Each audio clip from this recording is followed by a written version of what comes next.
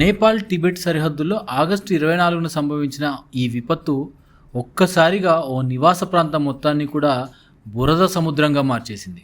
ఈ వీడియోలో కనిపిస్తున్న ఈ దృశ్యాలు రుసువా జిల్లాలోని భోటే కోషి నదీ పరివాహక ప్రాంతంలో సంభవించిన భారీ ఫ్లాష్ ఫ్లడ్ తీవ్రతను సూచిస్తున్నాయి. వీడియోలో ఓ 3 అంతస్తుల నీలం రంగు భవనం మాత్రం నిలిచింది.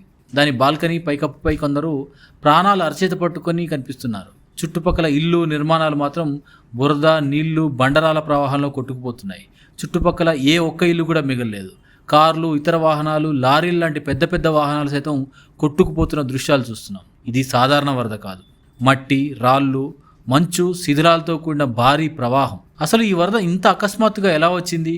ఆగస్టు 26 ఉదయం నేపాల్ టిబెట్ సరిహద్దుకు సుమారు 20 కిలోమీటర్ల దూరంలో ఓ హిమనీ నది ప్రాంతం పూర్తిగా కూలిపోయింది. మంచు, రాళ్ల భారీ శిథిలాలు భోటే కోషి నదిలోకి దూసుకురావడంతో ఒక్కసారిగా భారీ నీటి బురద ప్రవాహం ఏర్పడి దిగువ ప్రాంతాలను ముంచెత్తాయి. హెచ్చరించేందుకు కూడా సమయం లేనంతగా వచ్చిన ఈ ప్రవాహం ఇల్లు, రోడ్లు, వంతెనలు, విద్యుత్ ప్రాజెక్టులను ధ్వంసం చేసింది.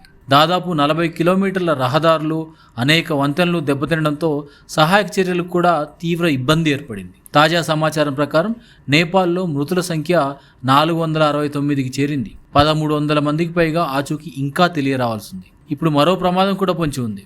వరద శిథిలాలతో ఏర్పడిన ఓ సరస్సు నీటి మట్టం పెరగడంతో కొత్త వరద వచ్చే ప్రమాదాన్ని అధికారులు సమీక్షిస్తున్నారు. మనకు కనిపిస్తున్న దృశ్యాల్లో ఒక్క ఇల్లు మాత్రం నిలిచింది. చుట్టూ ఓ ప్రాంతమే కనుమరుగైపోయింది. ఈ ఒక్క వీడియోనే ఆ వరద ఎంతటి శక్తివంతమైందో, ప్రజలపైకి అది ఎంత భయంకరంగా